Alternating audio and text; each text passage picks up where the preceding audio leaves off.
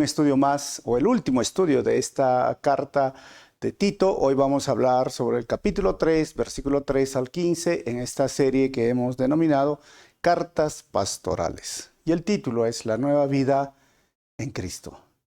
Y antes de continuar, solo quiero decirte que hemos estudiado 1 de Timoteo, 2 de Timoteo y Tito, y todo está en esta serie Cartas Pastorales, y lo puedes ver en las listas de reproducción del canal.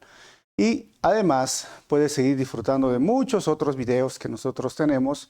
Básicamente el trabajo de años, son más de 500 videos y de muchos libros de la Biblia, versículo por versículo. Pero Tito está en una isla que es muy rígida, dura. Hasta Pablo lo ha llamado que son como animales salvajes estas personas, porque era un lugar donde muchos soldados eran entrenados y la cultura y la forma en que se socializaban era una cultura rígida, dura, a veces que Pablo tenía que estar hablando también de forma directa, y también Tito tenía que ordenar a esas iglesias, sobre todo, cómo debe ser el liderazgo, quiénes deben ser los líderes o los pastores, cómo deben de comportarse las personas. Y sabes, cuando miramos este momento, no sé, sociocultural de los cretenses, creo que no varía nada en mi ciudad o en muchas ciudades de Latinoamérica, ¿no? Son muy duros, rígidos, prepotentes, a veces no quieren saber nada de Dios, blasfemos y muchas otras cosas. Pero el evangelio llegó ahí, la gracia empezó a cambiar sus vidas, y siempre hay una oportunidad para aquel que quiere cambiar, para aquel que quiere ser transformado por el poder de Dios. ¿Qué les parece si vamos a leer el capítulo 3 que estamos estudiando, y luego vamos a estudiar versículo por versículo? Así que recuerda que estoy usando la NTV, y en el libro de Tito capítulo 3, vamos a leer el versículo 3. Dice: en otro tiempo nosotros también éramos necios, dice Pablo, y desobedientes. Fuimos engañados y nos convertimos en esclavos de toda clase de pasiones y placeres. Y nuestra vida estaba llena de maldad y envidia, y nos odiábamos unos a otros. Vamos a orar y comenzamos. Señor, te damos gracias una vez más por tu palabra, y gracias por este tiempo tan especial que podemos estudiar versículo por versículo. Háblanos a través de estos versos y usa mi vida para compartir tu palabra en esta hora. Pido esto en tu nombre, Jesús. Amén. Muy bien, bienvenidos a todas las personas que se conectan. Tito capítulo 3, versículo 3 al 15, la nueva vida en Cristo. Y antes de continuar, vamos a hacer un poquito la introducción que ya hicimos al principio. O sea, ¿quién escribió el libro? Obviamente el apóstol Pablo. ¿Cuándo fue escrito? ¿Saben? Fue escrito entre el año 63 al 65 después de Cristo. ¿Por qué? Porque Pablo, después del año 66 al 67, entra en un segundo encarcelamiento y al final es decapitado por este emperador cruel que se llamaba Nerón. Ahora, ¿a quién fue escrito? Obviamente que a Tito. ¿Y desde dónde fue escrito? Desde su viaje a Nicópolis, o en Nicópolis, que esto vendría a ser Éfeso. Recuerden que isla, o mejor dicho, que Creta es una isla. Y haciendo un panorama general, es importante recordar que el primer capítulo es que Tito tiene que hacerse cargo. Segundo, es que Tito tiene que dar consejo. Y tercero, Tito tiene que hacer lo bueno. Ahora, el capítulo 1, capítulo 2 y el capítulo 3 nos muestran todo eso. En el capítulo 1, Pablo le ha hablado cómo deben ser los ancianos o los pastores, cuáles son las personas y cómo debe tratar a esas personas rebeldes. En el capítulo 2 vemos cómo es la relación de los líderes entre hombres y mujeres mayores. También hemos visto cómo debe relacionar o tratar a los hombres y mujeres jóvenes, y luego cómo debe vivir Tito y todo líder. Y aún hay consejos para los esclavos, porque todo el capítulo 2 habla de dar consejos. Y este capítulo 3 que estamos estudiando es, ahora que son cristianos, ¿qué deben de hacer? ¿Cómo deben de hacer lo bueno? ¿Y qué no deben de hacer? El énfasis entonces en el capítulo 1 es acerca de los ancianos y los enemigos de la fe. El énfasis en el capítulo 2 es hablar del presente, hablando de la isla, y el capítulo 3 del futuro, cómo deberían vivir en el futuro los cristianos, qué hacer y qué no hacer. ¿Cuál es el asunto a tratar entonces en el capítulo 1? Establecer un liderazgo apropiado. Y en el capítulo 2, las instrucciones para grupos específicos. Y en el capítulo 3, el asunto es la actitud y la conducta hacia el bien y el mal. Ojo, Tito está siendo animado porque Pablo quiere una iglesia en el capítulo 1 que tenga un buen orden. ¿Qué más? El capítulo 2 quiere una iglesia con sana enseñanza y en el capítulo 3 quiere una iglesia de buenas obras. Así que el tema general, como estábamos hablando, es el papel de Tito es promover una vida recta mediante la sana doctrina. Y los versículos claves o el texto que podemos encontrar está en Tito 1:5, Tito capítulo 2, versículo 10 y Tito capítulo 3, versículo 8. ¿Cómo vemos a Cristo en Tito? Cristo nos va a mostrar, Pablo, que Jesús es nuestro gran Dios y Salvador para redimir y purificar a su pueblo. Esto lo hemos visto en Tito capítulo 2, versículo 13 al 15. ¿Ok? Entonces, haciendo esta introducción, vamos a ver el bosquejo que básicamente tiene 2 puntos. La gracia de Dios en la nueva vida en Cristo, del 3 al 11, y Pablo cierra la carta del versículo 12 al 15. Y a medida que yo voy pasando la diapositiva, salen los títulos de las subdivisiones del párrafo. Por ejemplo, del 3 al 8, la gracia de Dios nos hace justos y nos da seguridad de la vida eterna. Vamos a leer. En otro tiempo, dice, nosotros también éramos necios y desobedientes. Ojo, y lo he remarcado, en otro tiempo. ¿Cómo éramos necios y desobedientes? También dice, fuimos engañados y nos convertimos en esclavos de toda clase de pasiones y placeres. Nuestra vida estaba llena de maldad y envidia y nos odiábamos unos a otros. Miren que es importante, Pablo habla que nosotros éramos, o sea, nosotros fuimos, o sea, nuestra vida estaba llena de maldad. Esto significa que todo hijo de Dios, que todo cristiano tiene un pasado. Todos tenemos algo de qué avergonzarnos de nuestro pasado. Muy pocos creo que son orgullosos de su pasado, es porque básicamente no han entendido quién es Dios, cómo es Dios, ¿no? O sea, realmente la persona que no ha comprendido el Evangelio, que no ha entendido esta transformación que debería de haber, no lo entiende, ¿no? Porque a veces el hombre está sumergido en su orgullo y su poder que aparentemente tiene, pero no es así, ¿no? Es como comparar, no sé, si a ti te gusta jugar fútbol, tú dices, muchos dicen, yo se sienten el mejor jugador de fútbol. Si a ti te gusta la música y tocas un instrumento musical, tú te sientes el mejor músico o lo que toques, ¿no? No hay otro como tú y en base a tu nivel se comparan los demás. O si tú, aún siendo músico, mira, te sientes lo mejor, ¿qué va a pasar? Cuando llegues a un buen grupo musical, especialmente una orquesta, imagínate, ¿no? Una sinfónica, tú te vas a dar cuenta que, eres pequeñito comparado a la orquesta, a la perfección de la música, ¿no? Pero sería triste que tú vayas a un concierto de la sinfónica, de cualquier lugar, especialmente estas sinfónicas muy populares, y te duermas, ¿no? Ay, qué aburrido. O sea, realmente yo digo, el problema no está en que es aburrido, el problema está en que tú no entiendes y no sabes de música y crees saber algo de música, pero no lo sabes. Y es igual como te sientes jugador de fútbol y luego vas a ver, no sé, esos partidos de la Champions, ¿no? Cuartos de final, semifinal, son espectaculares. Y tú dices, no pasa nada, no juegan, o te duermes, ¿no? Mientras todo el público está, ¿sabes? El problema no está en ellos, sino está en ti, porque tú no estás viendo realmente con ojos reales acerca de tu vida. Por eso Pablo dice, antes éramos, eso éramos. Y vamos a ver que este texto nos enseña varias cosas. Primero, dice, en otro tiempo, dice Pablo, en otro tiempo nosotros también éramos necios y desobedientes. O sea, necio es un tonto, no es un terco, alguien que sabe y no lo hacía y desobedecíamos. Entonces, Cuando entendemos que éramos, esto debe producir en nosotros, ¿sabes qué? Ahora que somos hijos de Dios, gratitud a Dios, porque Dios nos ha salvado. Número 2, debe de producir humildad al ver su obra en nuestras vidas, porque Dios es tan santo. Cuando yo estudio a Dios, cuando conozco de su palabra, en verdad somos tan pequeñitos y somos tan sucios delante de la santidad de Dios. Debe de producir humildad. Y tercero, debe producir amabilidad para los necios y desobedientes. ¿Por qué?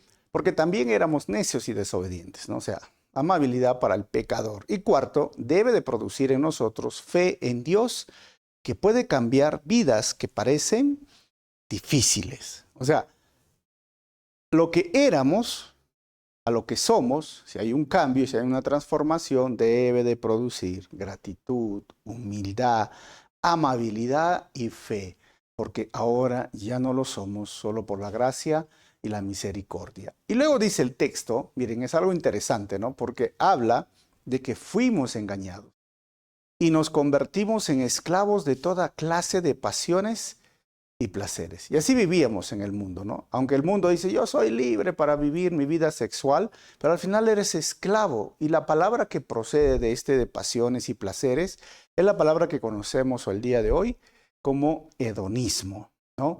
Es la búsqueda del placer en sí. Y es más, hoy vivimos muchos seres, ¿no? Humanos, no se dan cuenta que viven, mejor dicho, como títeres de su propio pecado, títeres del enemigo, aunque ellos piensan tengo libertad. Pero miren, 2 de Pedro, capítulo 2, versículo 19, dice lo siguiente: prometen libertad, pero ellos mismos son esclavos del pecado y de la corrupción, porque uno es esclavo de aquello que lo controla. Miren, qué interesante es esta expresión de Pedro, y obviamente Pablo también lo habla. Es que realmente no hay libertad para el pecador. Aunque el pecador dice yo soy libre, al final eres esclavo del pecado. Eres esclavo porque sabes, eso te controla. Si no fueses esclavo, lo dejarías. ¿Cómo es esto?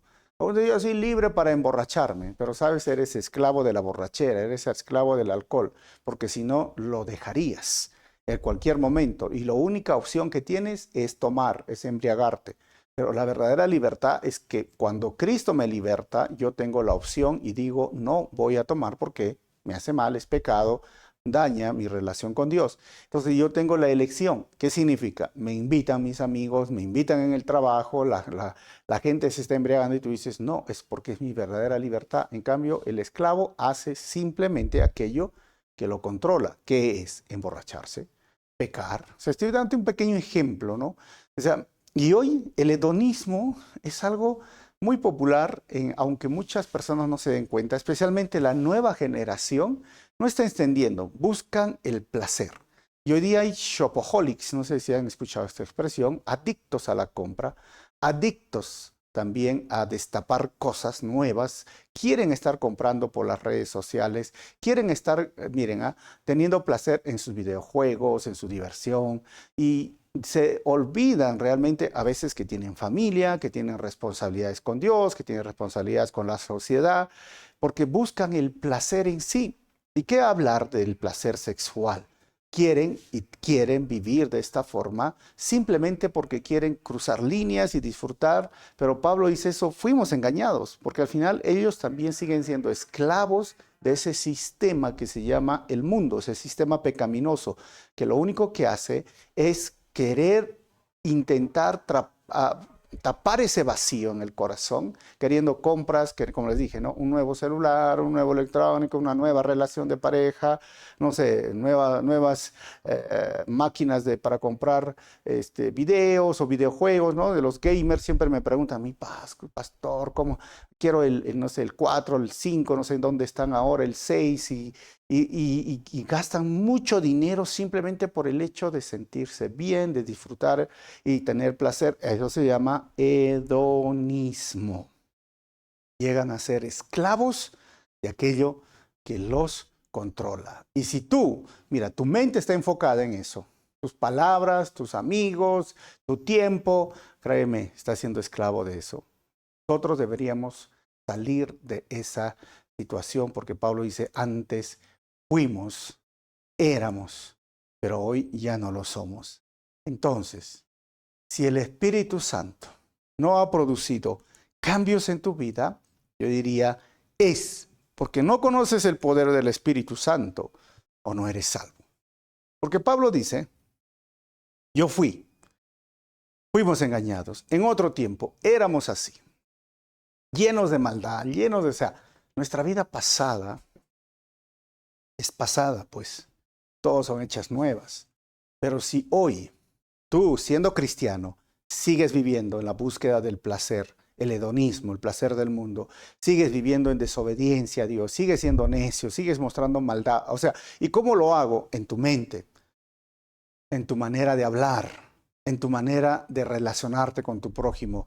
Si sigues siendo el mismo que fuiste ayer, sabes, no has conocido el poder del Espíritu Santo, no eres salvo. O sea, no has experimentado el nuevo nacimiento, porque aquel que experimenta el nuevo nacimiento, aquel que conoce el poder del Espíritu Santo, cambia su manera de pensar, su cosmovisión del mundo, sus prioridades, cambia totalmente. Y aquel que conoce al Señor, su manera de hablar también cambia, y su manera de interactuar con el prójimo también cambia. Pero si no se ha producido, como te digo, o no conoces el poder del Espíritu Santo, o simplemente no eres salvo.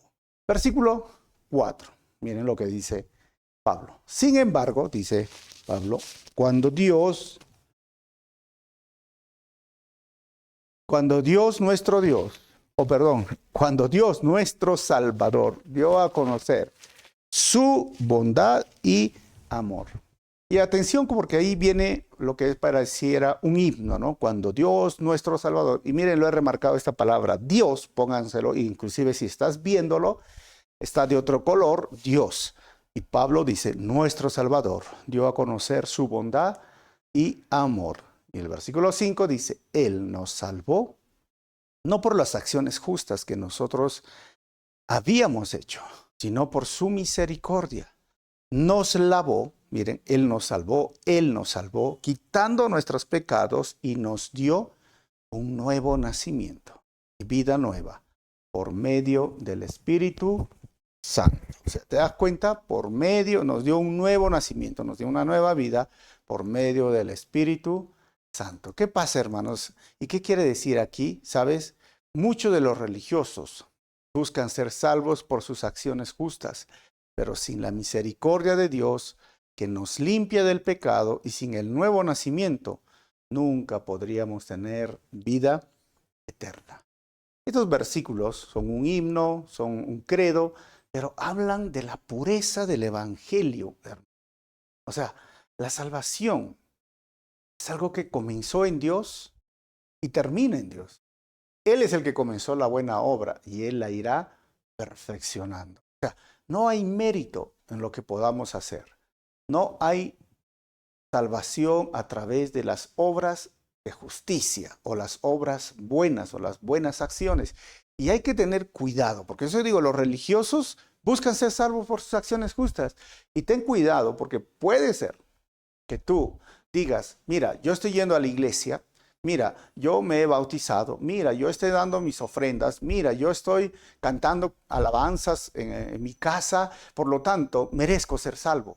¿Sabes? No mereces ser salvo por eso, porque a veces pretendemos que estas buenas acciones nos den el derecho o que podamos merecer ser salvos, cuando la Biblia claramente dice somos salvos por la misericordia de Dios. O sea, no por lo que hayamos hecho o dejemos de hacer, sino porque Dios lo decidió hacer. No estoy diciendo, no me malinterpretes, que está mal ir a la iglesia, que está mal servir, que está mal, no, sino que ese es el resultado de que he nacido de nuevo. Pero estas buenas acciones no me hacen merecedor del cielo. Eso es lo que yo digo. O sea, somos salvos por la gracia, no por las buenas acciones, pero la gracia que me salva me hace producir o hacer buenas acciones. Entonces mis buenas acciones están bien y está bien hacerlo y está bien practicarlo porque es producto de una fe original. Porque si no hay buenas acciones, también podemos dudar de que tienes una fe original, de que eres salvo, porque no hay resultados de la salvación. Esto es algo tan sencillo a veces que cuesta para muchas personas entender. Pero Pablo dice, somos salvos no por lo que hayamos hecho, sino por la misericordia de Dios. Él nos salvó y Él tomó la decisión de lavarnos. Y esto tienes que recordarlo, nos lavó, ya no somos pecadores, ahora somos redimidos, ahora somos santos, limpios por la obra maravillosa del Señor. Pero aquel, como dije, que es salvo, se santifica. Aquel que es salvo hace buenas acciones, ¿entiendes? Pero una vez más, las buenas acciones no me salvan. Sin la misericordia de Dios, sin la gracia de Dios, sin que Dios no nos haya limpiado del pecado y Él produjo el nuevo nacimiento, la regeneración, la fe en nosotros, nunca podríamos tener la vida eterna. Ninguna buena acción es suficiente para ganarse la salvación o el cielo. Así que estos versículos son increíbles. Ahora, y miren lo que dice el versículo 6. Él, todo se basa en Él. Él derramó su espíritu sobre nosotros en abundancia por medio de Jesucristo, nuestro Salvador. Ahora, si tú estás viendo esto, mira, lo remarqué y le puse otro color. Dios ahora menciona Espíritu, que hablando del Espíritu Santo, y habla de Jesucristo, nuestro Salvador. O sea, Él derramó su Espíritu sobre nosotros, Él quiso hacerlo, pero no por lo que yo merezca, sino por medio de Jesucristo, nuestro Salvador. Hermanos, si el creyente es perdonado y adoptado como hijo, es porque Él decidió hacerlo y no por lo que somos o hayamos hecho, ¿no? Y tengamos igual otra vez presente, ¿no? No es porque, ay, no, yo, bueno, conocí, mis padres son cristianos, por lo tanto, yo ya soy salvo. No, Dios no tiene nietos, Dios tiene hijos. Así que tienes que arrepentirte, tienes que experimentar el perdón y la adopción de Dios. Segundo, algunos dicen, no, pero es que yo me porto muy bien, yo no hago mal. No, es una obra exclusiva de Dios y Él derrama de su Espíritu Santo cuando nosotros somos salvos. No por lo que somos ni lo que hayamos hecho, Él decidió hacerlo. Y entonces, estos versículos que estamos leyendo tienen una parte doctrinal que no quiero pasar por alto. ¿Saben de qué se trata? De la Trinidad. El Padre, el Hijo y el Espíritu Santo son Dios. Y si ves este cuadro, miren, el Padre no es el Hijo, pero el Padre es Dios y el Hijo es Dios. Y el Hijo no es el Padre, pero el Hijo es Dios. El Padre no es el Espíritu Santo, pero el Espíritu Santo es Dios. Y el Espíritu Santo no es el Hijo, pero el Espíritu Santo sigue siendo Dios. Dicen, pero ¿cómo es esto? O sea, todos creemos en la Trinidad como una si lo llamemos un misterio. Y un misterio es algo que sí hemos descubierto, que sí conocemos, pero aún no logramos entenderlo al 100%. Dios, lo poco que ha decidido revelarnos, y ojo cuando hablamos de la revelación en la Biblia es progresiva, es de menos a más. En el Antiguo Testamento ya había esta revelación cuando en Génesis 1:1 dice, hagamos, plural media estático, hagamos al hombre a nuestra imagen. La tierra estaba desordenada, ¿no? Dios creó, este mismo Dios, Elohim, es el plural de más de dos personas, pero hagamos Padre, Hijo y Espíritu Santo. Y en todo el Antiguo Testamento se ve sus manifestaciones. Y en el Nuevo Testamento se ve una manifestación mucha más clara. Por ejemplo, cuando Jesús fue bautizado, Él sale del agua y una voz del cielo, el Padre, ahí abajo está el Hijo siendo bautizado y desciende como en forma de paloma el Espíritu. Entonces, ahí está la Trinidad. Y en las epístolas lo desarrollan. O sea, la Trinidad es una doctrina que nosotros vemos su revelación progresiva, va de menos a más, del Antiguo al Nuevo Testamento, y que está implícita, pero no está tan explícita. O sea, sí lo vemos, sí acabamos de verlo, Padre, el Espíritu, el Hijo, pero eso es lo que Dios ha decidido revelarnos y eso lo entendemos, un Dios trino, perfecto, en tres personas, que los tres son uno. Como dije, es un misterio, pero no es un enigma. La diferencia entre un misterio y un enigma es que un enigma no se puede entender, no se puede comprender. ¿Sabes qué? Ya cae mucho la especulación. No es un enigma, es un misterio que no lo podremos entender hasta el día que seamos glorificados o tengamos un cuerpo glorificado y miremos en la eternidad. Porque muchas personas han tratado de decir, ¿no? Malos ejemplos para mí también. Dios es como el huevo. ¿Cómo es como el huevo? Tiene cáscara, tiene clara y yema, los tres son uno. ¿Sabes qué? Pero no es lo que Dios es. ¿Quién es clara entonces? ¿Quién es huevo y quién es yema? El Padre, el Hijo y el Espíritu Santo. Y algunos, bueno, es que es como el agua. ¿Cómo es el agua? En sus tres estados, ¿no? Líquido, gaseoso y sólido.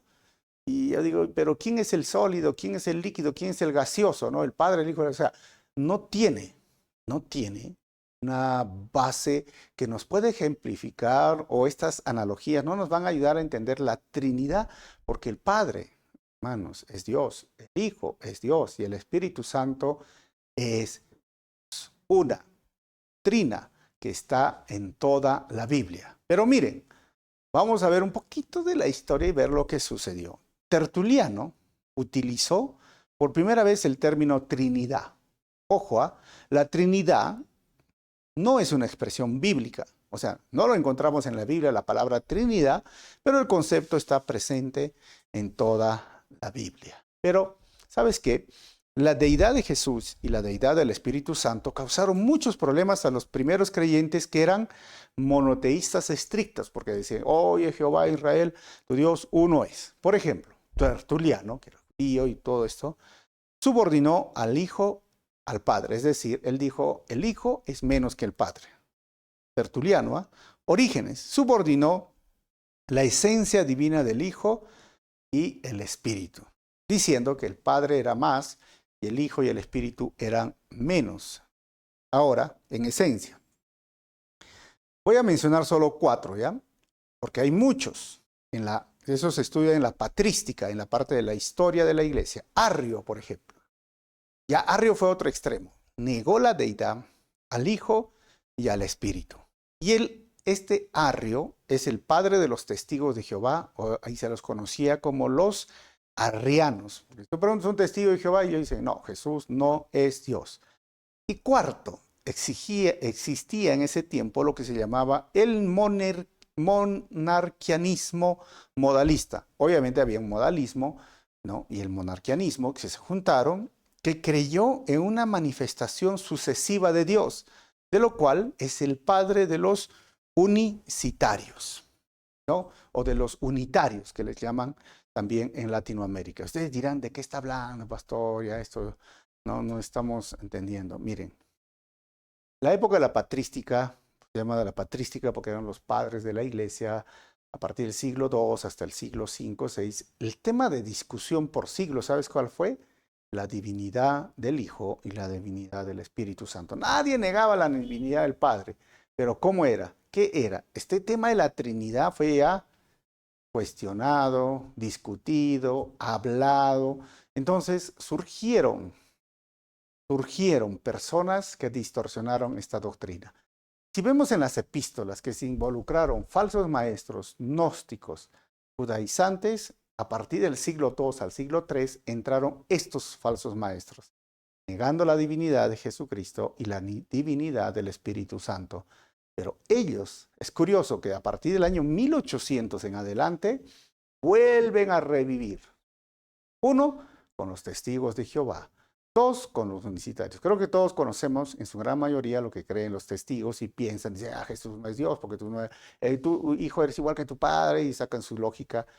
Bueno, descartado, aunque su misma Biblia habla de que Jesús es Dios. ¿ok? Y eso lo podemos ver en el tema de apologética. Un día, y hay videos grabados, si tú quieres entrar al YouTube, ahí está, qué dicen y qué creen los testigos de Jehová. Pero los unicitarios o los unitarios, es curioso, porque ellos creen tres manifestaciones de Dios. O sea, Dios no es uno, sino ellos dicen, mira, Dios se manifestó en el Antiguo Testamento como el Padre. En el Nuevo Testamento ya no había el Padre, el Hijo, no, solo era el Hijo. ¿Ok? Y como el Hijo ascendió, ahora es la manifestación del Espíritu Santo en este tiempo. Entonces no son tres personas, sino solo es uno en diferentes épocas. Eso se llama los unitarios, unicitarios, ¿no?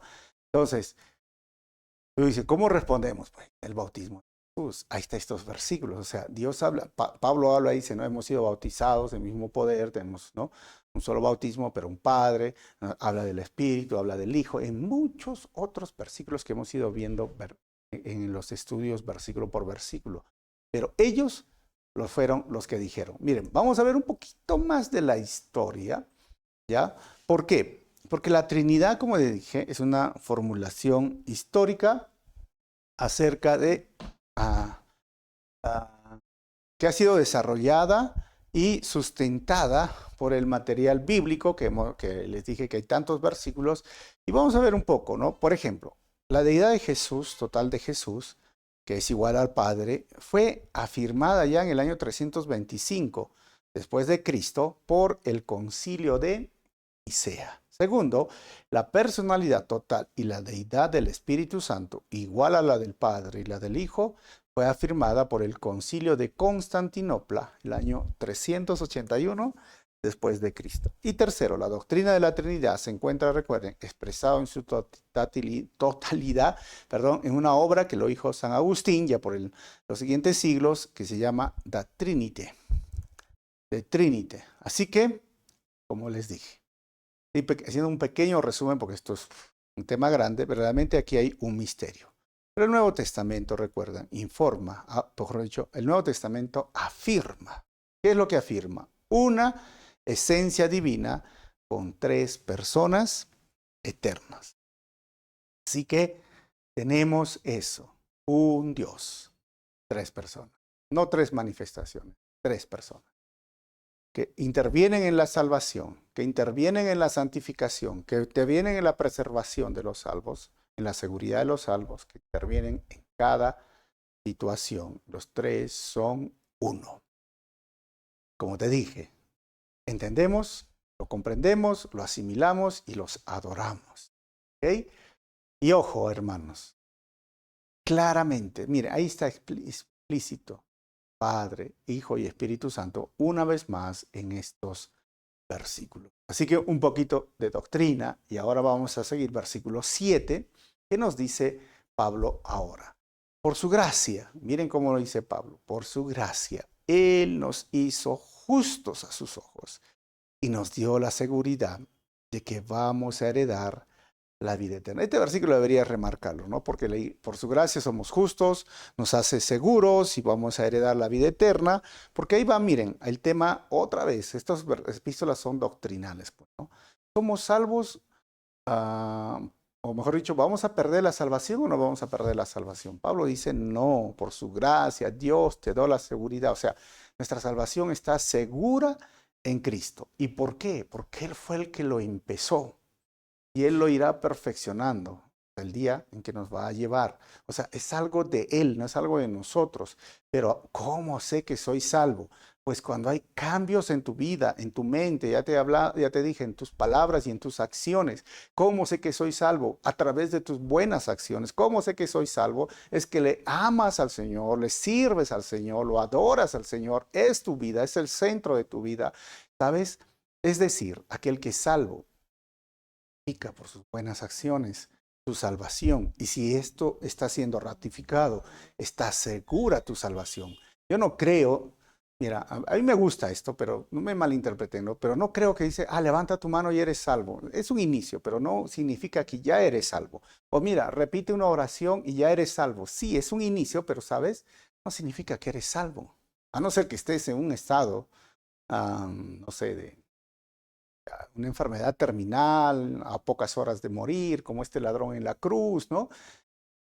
Pero A todos los que si estás escuchando esta enseñanza, has tenido oportunidad de hacer buenas acciones, de involucrarte en su misión, de servir en la obra, de hacer algo. O sea, el que es salvo hace buenas acciones. Y si se está mostrando y se está ratificando por sus buenas acciones, tu salvación está segura en Cristo.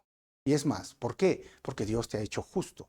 No por tus obras, sino por la justicia lograda de Jesucristo en la cruz del Calvario. Y esa justicia me la da a mí. Eso se llama la imputación de la justicia. Y yo le doy mis pecados, la imputación de mis pecados a Cristo. Y Él me entrega su justicia. Por eso Pablo dice, Él nos ha hecho justos. Yo ya soy justo, hermanos. Mi salvación está segura, sí. Yo voy a heredar la vida eterna, sí, pero todavía. ¿Y qué es esto? Y ya, pero todavía estoy en esta vida y debo de vivir una vida justa. Todavía estoy en esta vida y debo de perseverar, porque perseverar, digo, me hace que sea, es una ratificación de mi salvación. Y es más, todavía no he muerto. Porque cuando muera mi cuerpo va a ser glorificado, entonces todavía la vida eterna no ha terminado. Y miren que Pablo termina este himno, este credo, el versículo 8, dice, esta declaración es digna de confianza. Y quiero que insistas, dice Pablo, en estas enseñanzas. Es una buena enseñanza del Evangelio, para que todos los que confían en Dios se dediquen a hacer el bien. Estas enseñanzas son buenas y de beneficio para todos. Hermanos, el Hijo de Dios es justo y tiene la vida eterna asegurada solo por la gracia inmerecida de Dios. Solo por la gracia. Si él me pregunta, entonces, pero, ¿y si levanto mi mano y si oro? Como te vuelvo a decir, no está mal, pero es un inicio, pero no puedes decir que eso asegura tu salvación. ¿Por qué? Que la salvación involucra, sí, una confesión de fe. Segundo, fe, obviamente, y arrepentimiento, que estamos hablando, frente a la revelación de la palabra. ¿Qué más? Obediencia a los mandamientos de Dios. ¿Y qué más? Perseverancia. Si tú me dices, eso estoy haciendo, pues yo diría, eres salvo. Pero si tú me dices, no, pues yo creí, levanté mi mano, pero no obedeces los mandamientos de Dios y no perseveras, pase lo que pase, hermano, pasen buenas cosas o malas cosas, te roben, enfermedades, perseveras. Mira, si tú no perseveras, yo diría, no, levantar la mano no te hizo salvo. A eso me refiero. Y es más, cuando tenemos esto, recordemos, ya somos justos, ya tenemos la vida eterna asegurada, no por lo que yo he hecho, sino por la gracia inmerecida. Interesante, hermanos, ¿no? Nos hemos entrado en esta parte doctrinal y ahora vamos a terminar la carta en esta, la gracia de Dios, ojo, no es una desgracia, ¿no? En esta segunda parte de este primer párrafo, versículo 9, no te metas, le dice Pablo, en discusiones necias sobre listas de linajes espirituales o en riñas y peleas acerca de la obediencia a las leyes judías.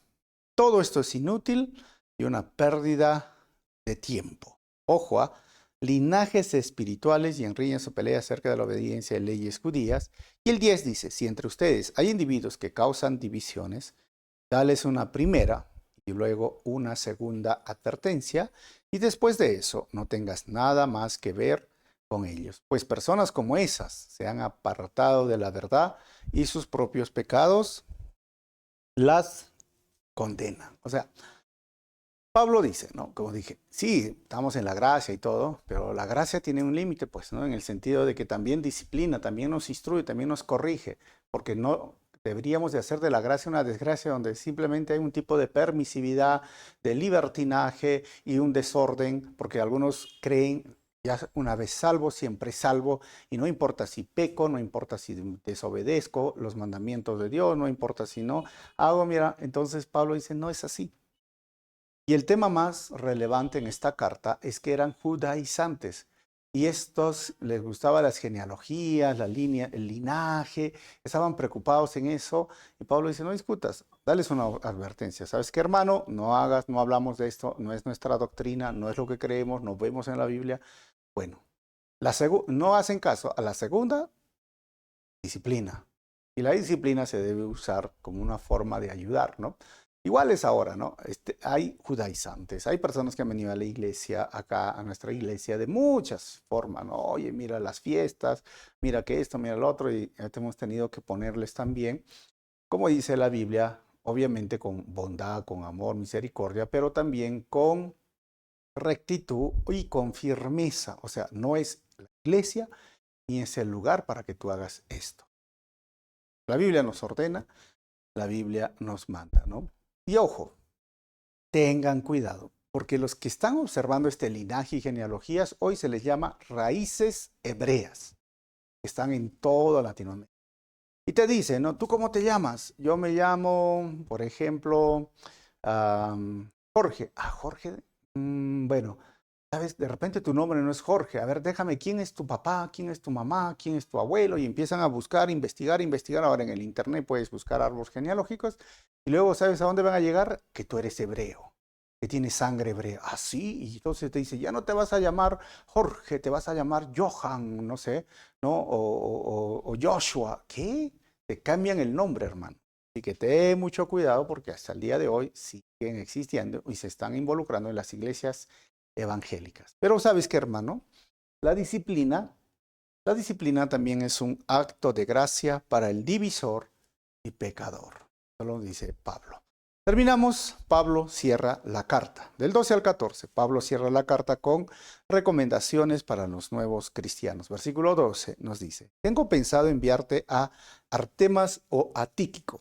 Tan pronto como uno de ellos llegue, haz todo lo posible para encontrarte conmigo en Nicópolis, porque he decidido pasar allí el invierno. Miren, ¿quién fue Artemas? No se conoce mucho de él, pero sabes, Dios sí lo conoce, era parte del equipo de Pablo. O sea, es mejor ser conocido por Dios que por el mundo, ¿no? Pero ¿quién es Tíquico? Tíquico sí se le menciona en Hechos 20:41, en Efesios 3:21-22, Colosenses capítulo 4, versículos 7 al 8, y en 2 de Timoteo capítulo 4, 2. Este Tíquico era el que llevaba las cartas mientras Pablo estaba en prisión. Y probablemente ellos iban a quedar y iban a llevar esta carta. Ahora, versículo 13 dice, haz todo lo que puedas para ayudar al abogado Zenas y a Apolos en su viaje. Asegúrate que se les dé todo lo que necesitan. Parece que estos líderes ahora sí van a quedar en este lugar. El abogado Zenas no se sabe si era judío o romano. Quizás judío griego, no se sabe. Pero era un abogado, era interesante, un letrado. ¿Y qué más? Apolos, sí. De Apolos sí sabemos que él era un orador muy elocuente. Recuerdan que lo encontraron Pablo y luego se volvió un predicador. Él era de Alejandría. Y Pablo los encargó a Priscila y Aquila para que lo ayudaran a comprender claramente el Evangelio. Eso tú lo puedes ver en Hechos 18:24, básicamente en todo el libro de Hechos y en Corintios. ¿Y qué más? Estos dos hombres entonces, Zenas y Apolos, fueron quienes llevaron esta carta de Pablo a Tito, o los que se iban a quedar, y tanto Tíquico como este hombre se iban a quedar, iban a realizar una actividad misionera. Es importante, hermanos, esto, recordar que Pablo animaba a su equipo a vivir esta vida misionera. Por eso dice el versículo 14, los nuestros tienen que aprender a hacer el bien al satisfacer las necesidades urgentes de otros. Y entonces no serán personas improductivas. Miren, 4 personajes o 4 personas mencionadas dentro del equipo de Pablo, ¿no? De Tíquico, Artemas, Zenas y Polos, mejor dicho, todos ellos que están ahí, ¿no? Ellos fueron parte de este equipo misionero. Pablo siempre quiso que las iglesias que él plantaban sean misioneras, es decir, tengan una visión misionera. Pero a veces muchas personas no entienden el término misionero, ¿no? Algunos piensan, vamos a hacer misiones, que voy a hacer un viaje, me voy a divertir, voy a conocer, voy a comer rico y me regreso. Bueno, voy a hacer programa con niños y pintar caritas y bueno, no quiero minimizar esto, pero la misión de Dios. El tema de misiones, saben que es un tema grande, transversal, desde Génesis hasta Apocalipsis. Y la misión de Dios es que todo pueblo, toda lengua, toda etnia conozca el Evangelio. No solamente que lo conozca, que lo adore, que le sirva y que siga haciendo y cumpliendo la gran comisión.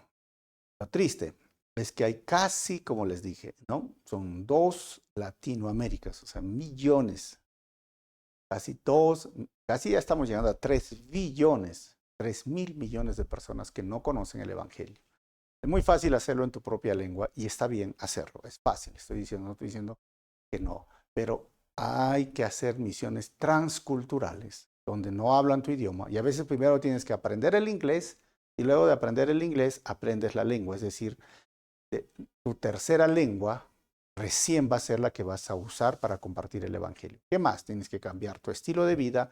¿Por qué? Porque viven diferente, tienes que cambiar tu estilo de ropa, porque visten diferente, ¿no? Hacen las cosas diferente. Esas misiones transculturales involucran la misión de Dios y también, obviamente, local, o sea, global y local. Siempre decimos esto, ¿no? Pero la iglesia siempre tiene que ser una iglesia misionera y que tiene que tener servidores, personas que estén sirviendo en la misión. Por eso, Pablo dice, si no van a ser improductivos. Y una iglesia, hermanos, es improductiva cuando pierde la visión misionera y el cuidado personal a los siervos dedicados a la misión. Ya, ojo, hay muchas iglesias improductivas el día de hoy. Y versículo 15, Pablo cierra la carta enviando saludos a los cretenses y a los creyentes también hay, ¿no? Todos aquí te envían saludos, le dice. Por favor, da mis saludos a los creyentes, obviamente cretenses, y a todos los que nos aman, y que la gracia de Dios sea con todos ustedes. Estamos llegando al final y vamos a ver 4 conclusiones el día de hoy. Lo primero que hemos visto en este estudio es que aquel que no ha experimentado cambios en su manera de pensar, su manera de hablar y su manera de relacionarse con el prójimo, no ha experimentado el nuevo nacimiento. Y número 2, no debemos pensar que las buenas acciones que hacemos nos hacen más merecedores del cielo y la vida eterna, cuando en realidad es un acto de misericordia y gracia de Dios. Número 3, lo que hemos visto el día de hoy en este estudio. ¿Sabes? La gracia que me salva, la gracia que me regenera, es la gracia que me santifica y es la gracia que me da la seguridad de mi salvación. Por eso, hermanos, somos hijos de Dios, salvos con todos los beneficios. Y número 4, la iglesia debe ser parte de la misión global, o sea, global, transcultural y local, sin descuidar su entorno y sostener a los siervos que están involucrados al 100% en la misión de Dios. Así que vamos a orar, vamos a decir muchas gracias, Señor, por estos versículos que nos ha permitido estudiar y así cerramos esta serie de cartas pastorales. Pronto vamos a empezar una nueva carta, pero quiero decirte, ¿tú ya eres salvo? Tú estás mostrando los frutos de tu salvación, tú estás haciendo buenas acciones, tú te estás santificando, tú has cambiado tu manera de pensar respecto al pecado, tu cosmovisión, el futuro, tú estás hablando diferente o sigues hablando como antes, tus groserías y cosas tontas, vanas, de doble sentido, tú ya actúas de forma diferente, no lo has hecho, mira, ¿por qué no le dices, Señor, hazme nacer, quiero conocerte? Amén. Vamos a orar. Señor, muchísimas gracias una vez más por tu palabra. Gracias por estos versículos que nos muestran, primeramente, que tú iniciaste la obra de la salvación. Claramente hemos visto en otros versículos, el que inició la obra la irá perfeccionando. Tú hiciste un milagro al mostrarnos la salvación, al darnos tu perdón, al darnos una nueva vida, el nuevo nacimiento. Tú nos has salvado, tú nos has limpiado, tú nos has comprado a precio de sangre y ahora, Señor, somos tus hijos y tenemos la justicia obtenida por ti en nuestras vidas, por lo tanto somos justos. Y somos salvos para tener la vida eterna y nuestra salvación está segura en ti. Todo este beneficio, no hemos hecho nada para obtenerla. Es gracia inmerecida. Pero a la vez tú deseas que vivamos de forma diferente. Que ya no seamos, como hemos leído en el primer versículo, necios, desobedientes, que ya no nos dejemos llevar por esta cultura hedonista de la búsqueda del placer y menos actuar en maldad y desobediencias viviendo descarriados en este mundo. Al contrario, debemos mostrarlo involucrándonos en tu misión local y global, con nuestras fuerzas, con nuestras acciones, con involucrarnos de forma activa, dando también de nuestras finanzas de forma activa y cuidando a aquellas personas que están participando al 100% en tu misión. Muchísimas gracias por todo lo que has hecho en nuestras vidas y gracias por este estudio bíblico y obra en el corazón de mis hermanos que hoy están naciendo de nuevo o que se están reconciliando contigo o recién están pidiendo que tu Santo Espíritu transforme sus vidas. Porque si no hay transformación, no hay salvación. Muchísimas gracias por todo esto. En tu nombre, Jesús, oramos así, amado Señor. Amén. Nos vemos, que el Señor te bendiga. Mire, si el mensaje ha sido de bendición, no te olvides ponerle un like, comparte por tus redes sociales y nos vemos en el próximo estudio.